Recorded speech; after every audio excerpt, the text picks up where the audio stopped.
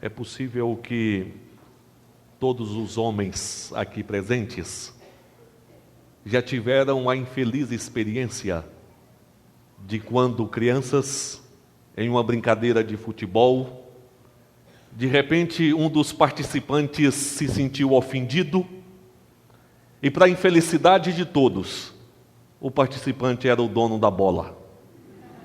Colocou debaixo do braço: futebol por hoje é só. E o futebol sem bola não existe. A bola é essencial para o futebol. Assim como, irmãos, há tantas coisas essenciais sem as quais nós não podemos desempenhar muitas funções. Pensando na fé cristã também existem características que são essenciais. Dizemos, são essenciais e são exclusivas dos convertidos. São essenciais porque, se nós formos desprovidos destas características, significa que nós não somos cristãos. São exclusivas porque, se nós temos estas características, já nos tornamos cristãos. Então, nessa noite, nós queremos falar a respeito destas características presentes na vida dos convertidos e somente na vida dos convertidos pelo Espírito Santo de Deus, na fé em nosso Senhor Jesus Cristo.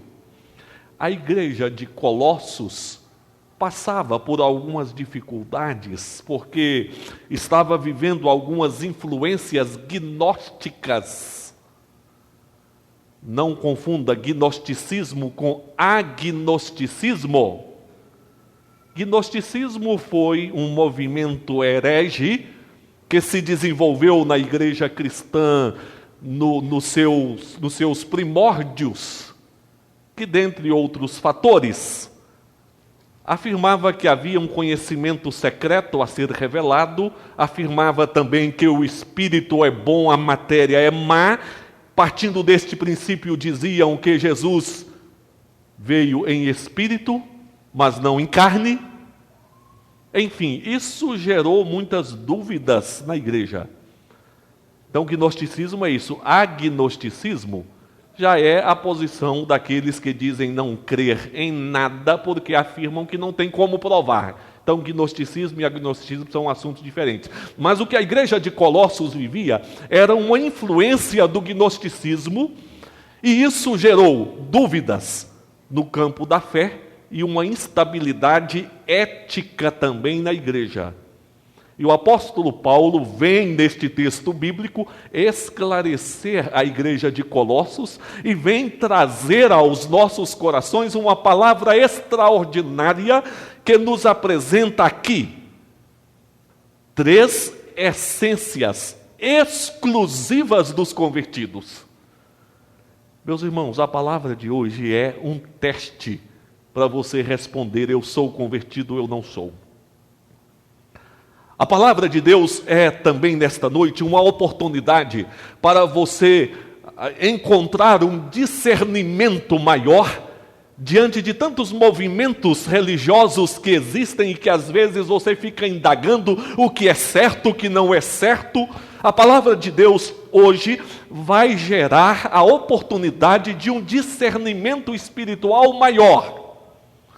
E nesse sentido, nós temos aqui, irmãos, dentro destas 3 essências que o apóstolo Paulo apresenta, uma essência no campo doutrinário, uma essência no campo ético e uma essência no campo escatológico.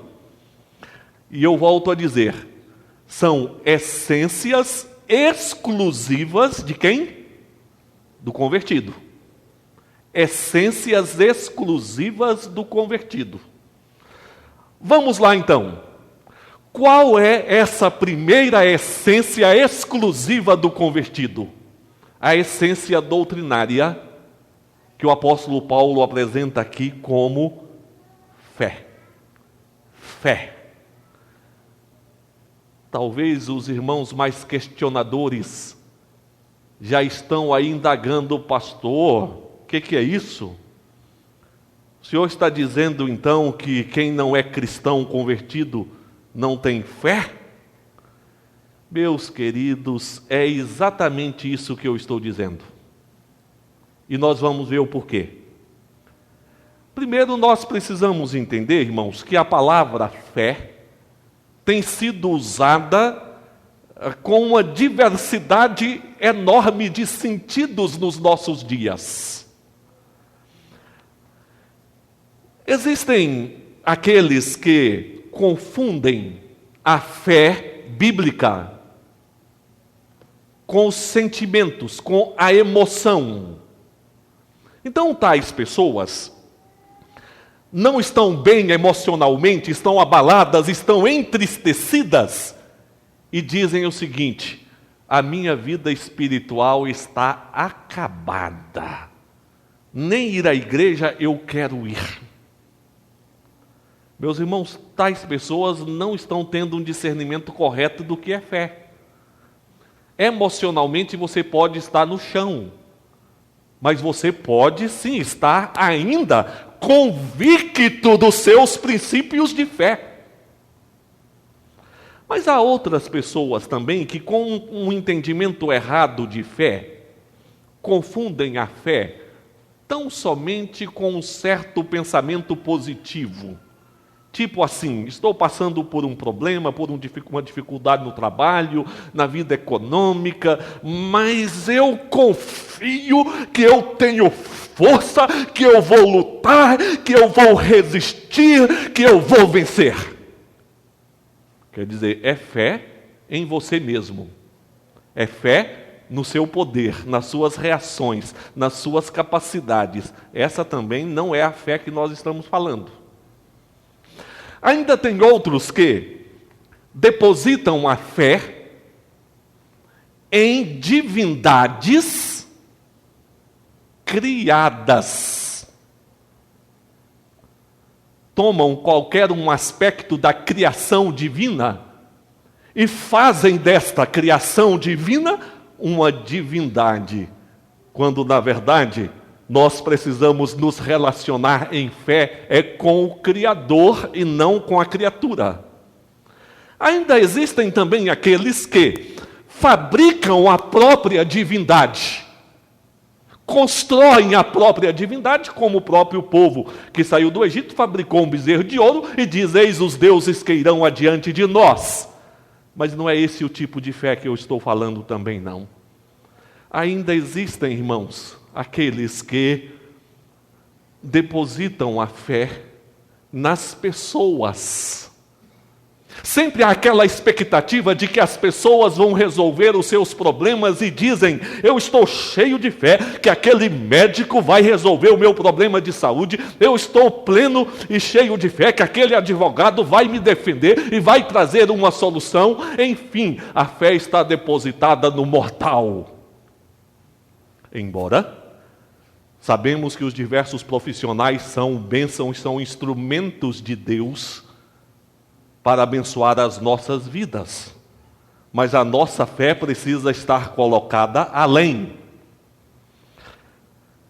Assim, irmãos, a nossa fé, a fé que o apóstolo Paulo apresenta aqui, não é este tipo de fé que nós descrevemos nestes vários aspectos. O apóstolo Paulo aqui fala de uma fé na pessoa de nosso Senhor Jesus Cristo.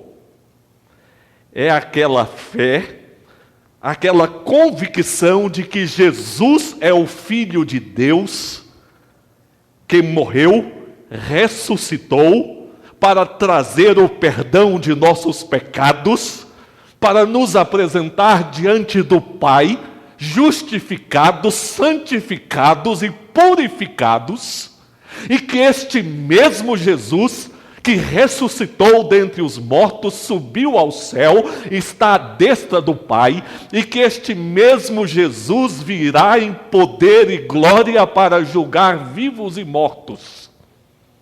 É essa fé que o apóstolo Paulo está falando aqui, fé no Senhor Jesus. Assim, irmãos, a fé é mesmo essência exclusiva dos convertidos em Jesus. Esta fé apresentada pelo apóstolo Paulo é uma fé que se fundamenta no Deus Todo-Poderoso, nas obras deste Deus e na palavra deste Deus. Dessa forma, irmãos, a fé bíblica não se trata de um salto no escuro, de um placebo,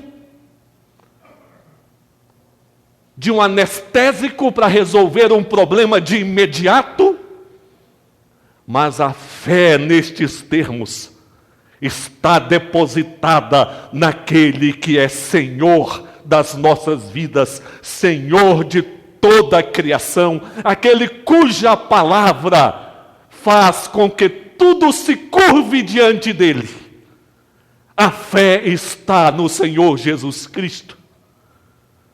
Portanto, se você tem essa essência doutrinária, se você tem essa essência do convertido que é a fé no Senhor Jesus, em termos práticos, o que isso significa para você?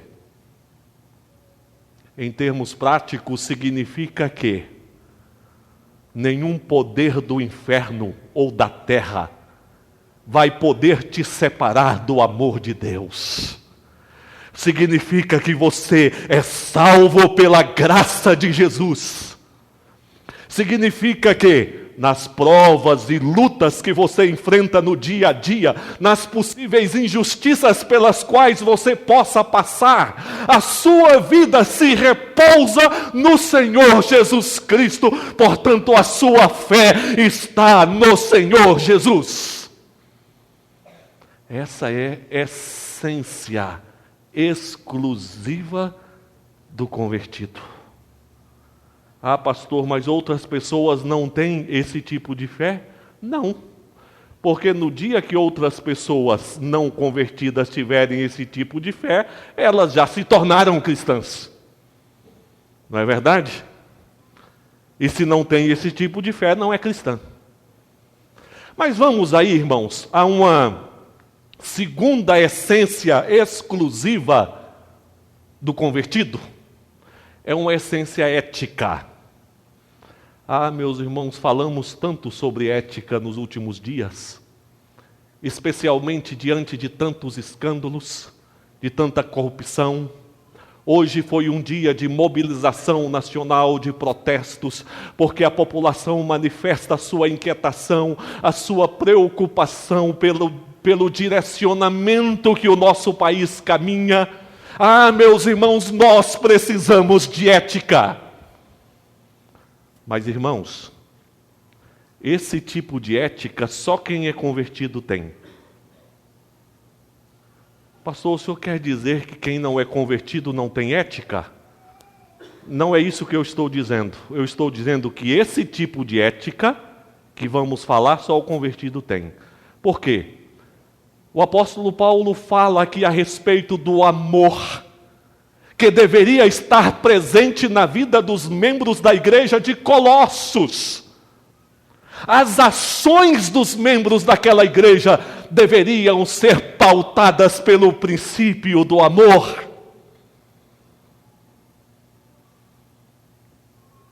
Mas as pessoas, de maneira geral, não compreendem o que é amor.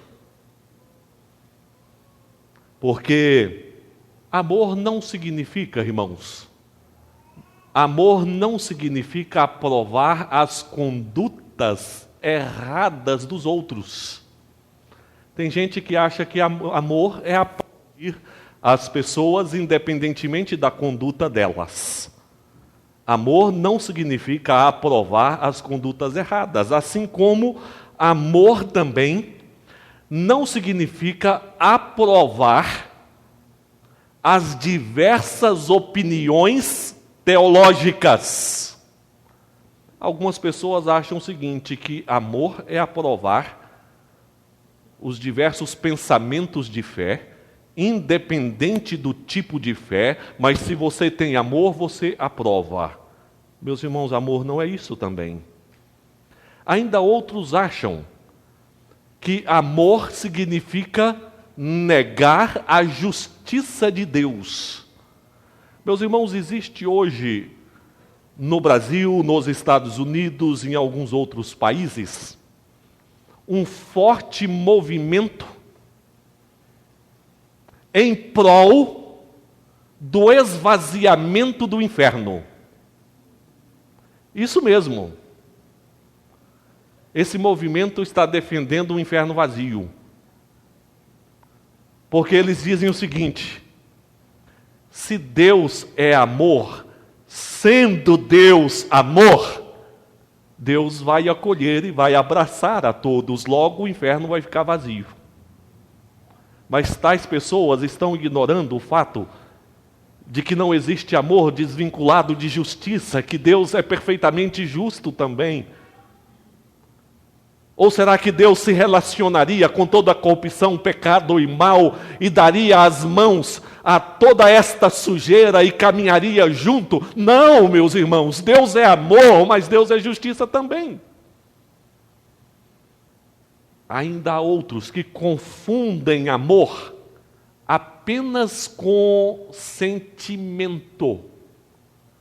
E isso é problema. Porque a pessoa que confunde o amor com o sentimento, tais pessoas estão sempre se desculpando. Ah, eu não fiz nada, eu não perdoei, eu não ajudei, porque eu não senti que deveria fazer. Mas amor não é sentir. Por outro lado, estas pessoas que defendem o amor como sentimento também podem acarretar um peso muito grande sobre os seus próprios ombros. Porque dizem, eu deveria sentir amor, mas eu não estou conseguindo sentir amor. E tais pessoas andam sobrecarregadas com a consciência pesada porque não conseguem amar. Ah, meus queridos, a ignorância escraviza as pessoas. Se não entendemos o que é amor, nos tornamos escravos, e a escravidão é terrível, e o Senhor Jesus veio para nos libertar do poder da escravidão, inclusive da ignorância. O pastor está falando só o que não é amor. O problema é dizer o que é amor. Meus irmãos, o amor está ligado à ação, à atitude. Ou os irmãos acham que aquele samaritano que socorreu o homem caído, que fora assaltado, os irmãos acham que o coração dele estava cheio de sentimento bom? Meus irmãos, politicamente eles não se davam, religiosamente eles tinham diferenças, mas ele mostrou o amor não pelo sentimento, pela atitude. É pelas atitudes que nós demonstramos o amor.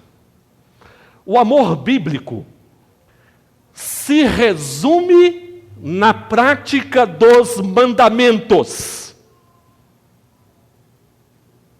O Senhor Jesus disse: se me amais, guardareis os meus mandamentos.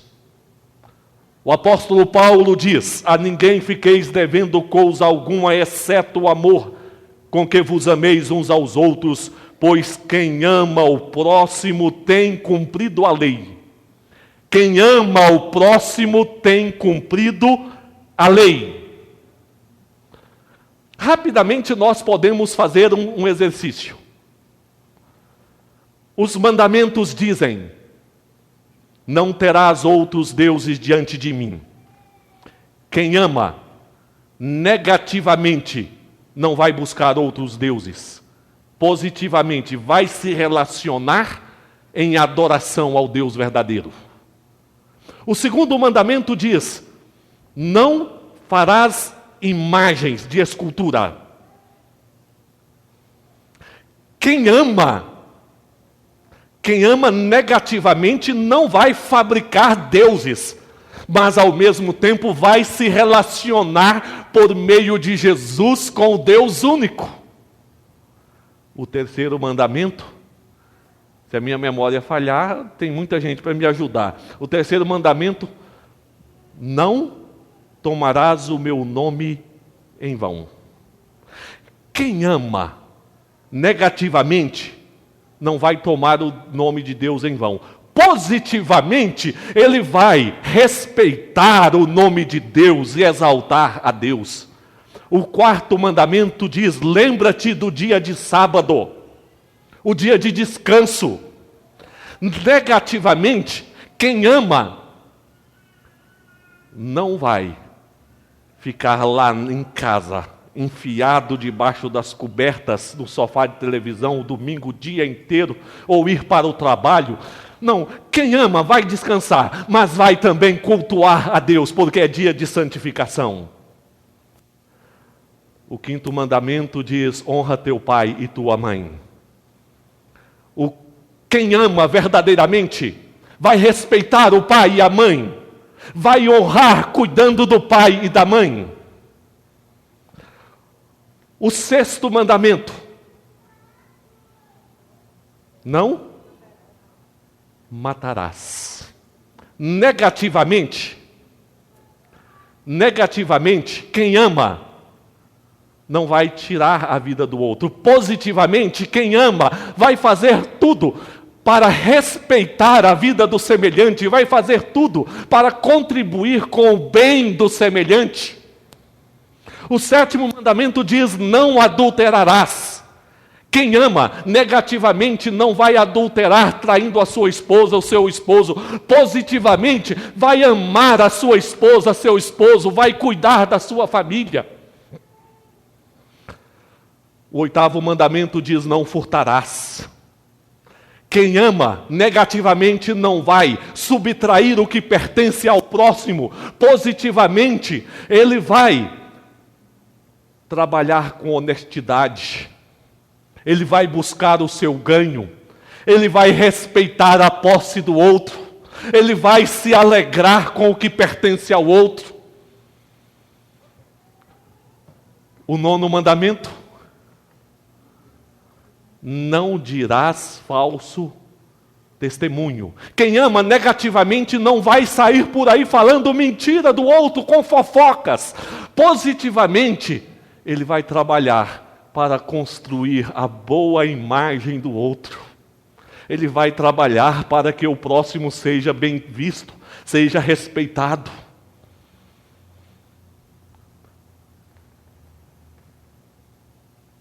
O nono mandamento, 10º mandamento.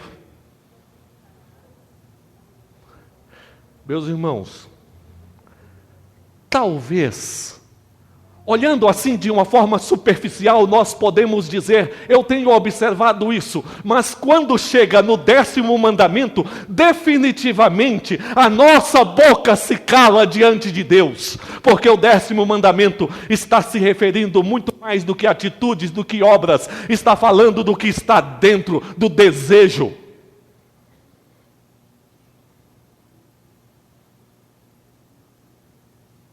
Daí, irmãos, quem ama, vai se contentar com o que possui. Quem ama, vai respeitar o que o próximo possui.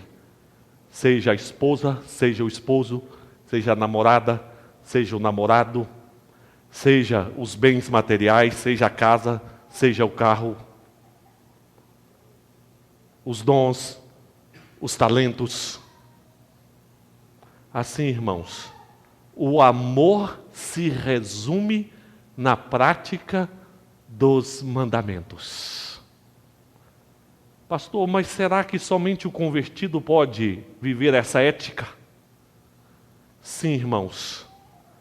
Porque os mandamentos mostram que todos nós somos pecadores e que somente com a graça de Deus e com a obra do Espírito Santo nos nossos corações, só pelo poder de Cristo é que nós podemos nos apresentar diante de Deus, regenerados pelo Espírito Santo e tomados pela mão pelo Senhor. Só assim nós poderemos andar por este caminho, pautados pelo princípio do amor. E o apóstolo João diz o seguinte: amados, amemo-nos uns aos outros, porque o amor procede de Deus, e todo aquele que ama é nascido de Deus e conhece a Deus. Aquele que não ama não conhece a Deus, pois Deus é amor.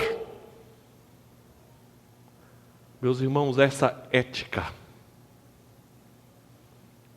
da vida em amor, guardando os mandamentos do Senhor, por obra do Espírito Santo, pela graça de Deus, é uma essência exclusiva do convertido. Assim, irmãos, isso nos faz pensar o quanto nós precisamos nos colocar diante de Deus, pedindo graça ao Senhor, domínio do Espírito Santo, poder de Deus, para que esta ética possa acompanhar a nossa vida, nascendo do nosso coração e jorrando para as pessoas que estão à nossa volta.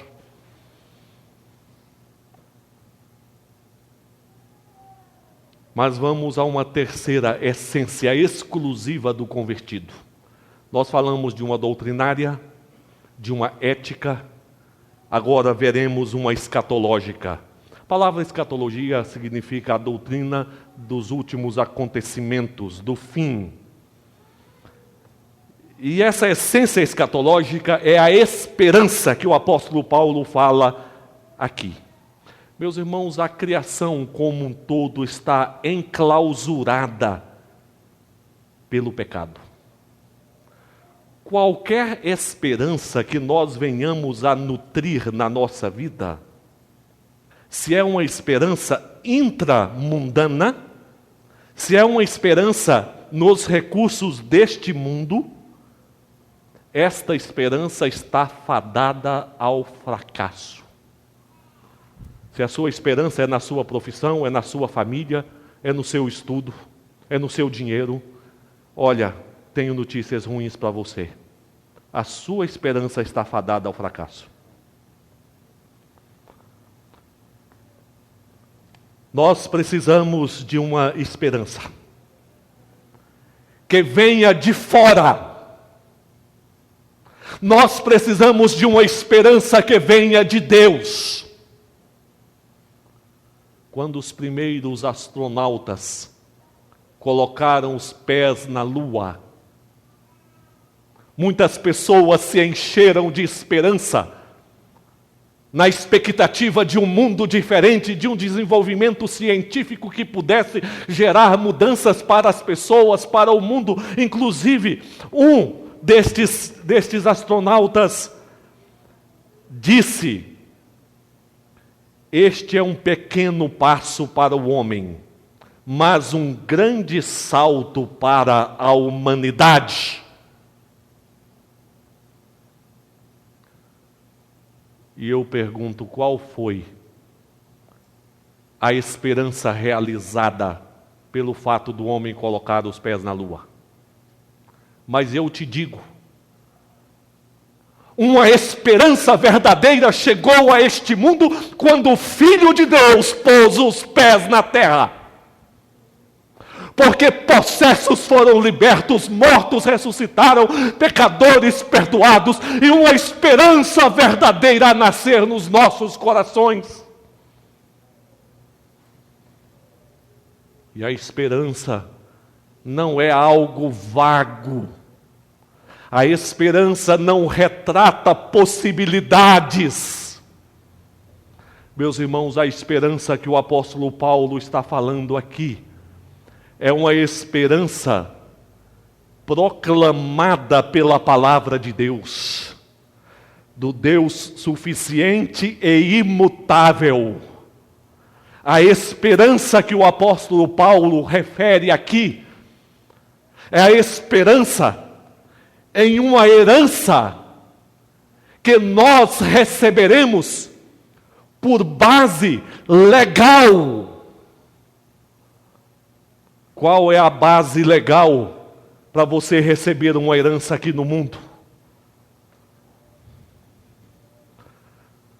Se você fica sabendo que o milionário morreu e você vai lá bater na porta da casa da família para receber herança, você vai sair corrido de lá. Porque não existe base legal para você receber herança.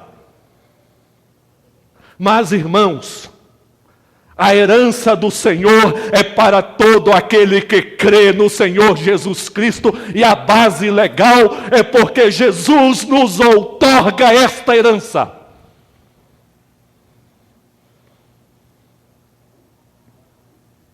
Esta herança não será algo improvisado no fim de todas as coisas.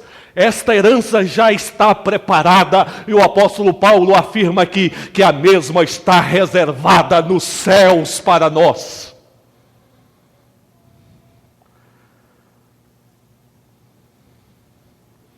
Trata-se de uma esperança que provém da justiça, do amor e da graça de Deus. E esta herança, embora seja escatológica, esta esperança, embora venha se concretizar na volta de Jesus, esta esperança influencia e determina a maneira de nós vivermos hoje. Os noivos, quando se preparam para o casamento, ainda não chegou o casamento, um ano antes, às vezes mais, eles já estão vivendo aquela expectativa, e correm de um lado para o outro, e fazem planos. Enfim, o casamento que ainda não chegou, passa a influenciar a maneira deles viverem, deles pensarem, deles agirem. Meus irmãos, quando nós sabemos que existe uma esperança viva e que procede de Deus para o cristão, esta esperança determina a maneira de nós vivermos hoje. Isto significa, irmãos, que aqueles que enfrentam um presente sofredor, que enfrentam tristezas, decepções, perdas, lutas, ansiedades, estes levantam os seus olhos e dizem: o meu coração espera no Senhor. Do Senhor virá alívio, do Senhor procederá descanso verdadeiro. Eu confio nas promessas do Senhor, elas são verdadeiras, elas não falharão. O choro vai durar uma noite, mas a alegria vai chegar pela manhã. E vem, porque procede do Deus fiel. Mas aquele também que é lutador, que é empreendedor, aquele que está sempre correndo de um lado para o outro, está sempre sonhando. Meus irmãos, a esperança também determina a maneira dele agir. Porque ele luta confiante na graça de Jesus, sabedor de que o tempo dele lutar neste mundo é agora, que chegará o momento que o Senhor lhe dará as boas-vindas na glória, mas o Senhor o deixa aqui na terra, porque o Senhor tem propósitos na sua vida. Agostinho disse o seguinte: fizeste-nos para ti, e o nosso coração inquieta-se, enquanto não repousar em ti. Meus amados,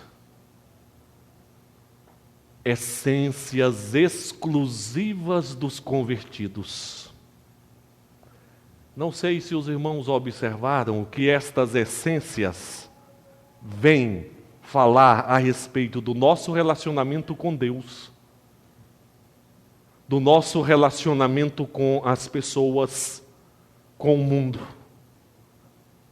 E que estas essências vêm nos falar a respeito do tempo também. Porque essas essências falam da fé em Jesus, que nos eleva à comunhão com o Altíssimo. Fala do nosso proceder diário com justiça e com verdade, guardando os mandamentos do Senhor. E fala da glória que o Senhor nos preparou, permitindo-nos caminhar sempre com um ânimo renovado pelas promessas benditas do Senhor. Ah, meus queridos, corram para Cristo. Essências dos convertidos ao Senhor Jesus Cristo. Não viva da aparência, viva da realidade cristã. Que Deus abençoe e guarde a todos nós. Amém.